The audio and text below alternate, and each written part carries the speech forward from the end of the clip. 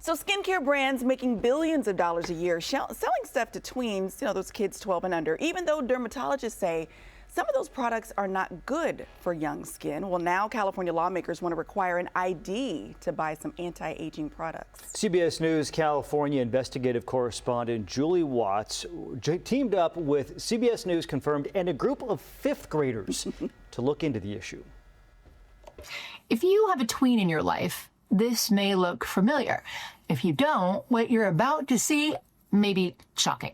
Get ready with me videos like these saturate social media feeds, targeting young girls with multi-step skincare routines. Popular brands partner with so-called kidfluencers to create viral skincare products, and the skincare industry is cashing in. Nielsen data show Gen Alpha households, we're talking kids 12 and under here, guys, they spent a whopping $2.4 billion on skincare and makeup in 2023, even outspending teens. The problem, well, one of them, is that many of these viral products contain anti-aging ingredients like retinols and alpha hydroxy acids, which can harm young skin.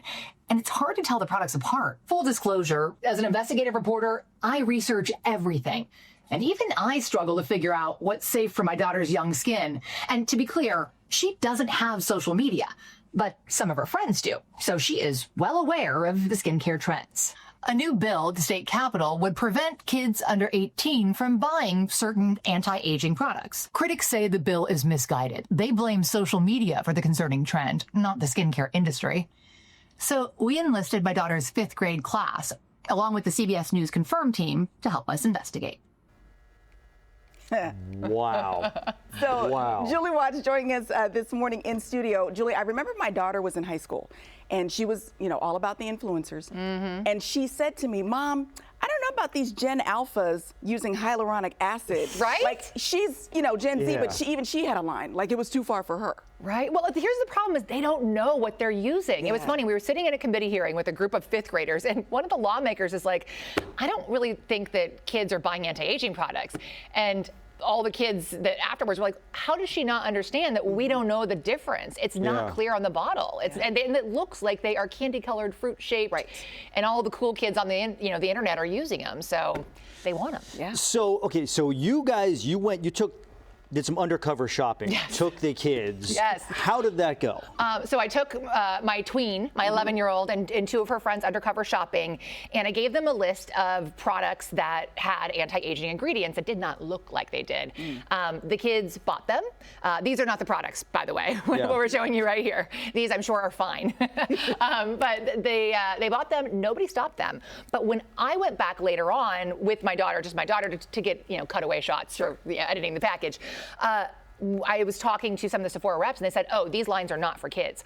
One of the guys at Sephora, and the same thing happened at Ulta, so it's not just Sephora, but one of the guys at Sephora who told me that I should not be buying Drunk Elephant for my daughter is the same one who sold it to her when it was just the kids. And so, there's a distinction.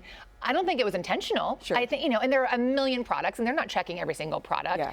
But now there's this bill that would flag it at the register. So the person at the register would say, hey, this product is for people over 18. Yeah. But there are a lot of problems with that, right? Like, what if you need retinol for acne? And, there are a lot of concerns, obviously. Yeah. You mentioned like these products may not be good for the kids' skin, but that's to say nothing about the mental and emotional story of being told you need these products at 11 years old. That is honestly my biggest concern. I've watched thousands of hours of these videos. I didn't realize, my kid doesn't have TikTok, but she does have YouTube. Sure. We have it on our TV.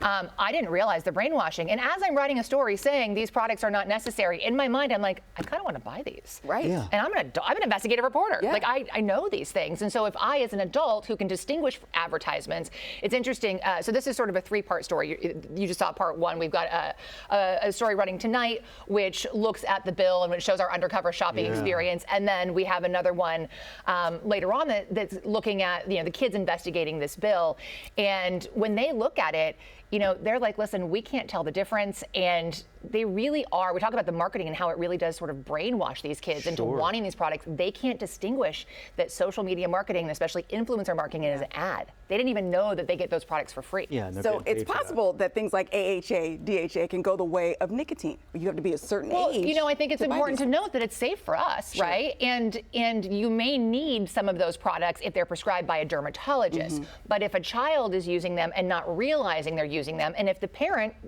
is not savvy enough to know the difference, I didn't know what AHA was until I did this story, and I'm an investigative reporter. Yeah. So, you know, that is the concern, right? These ingredients in these products are safe and they are approved by the FDA, but they are not intended for young skin. And so how do you regulate that? That's the rub. That's what we're investigating now, is what's the solution. It is incredible. It is confusing. It is scary. And Julie, thank you. He's freaking out because his daughter's 6. I have a 6-year-old, so it's like, this is what's around the corner. I'm for me. freaking out too, trust me. Julie, thank you very much. You can see Julie's story in 2 parts tonight at 10 o'clock on CBS 13. Thank you, Julie. Thank you.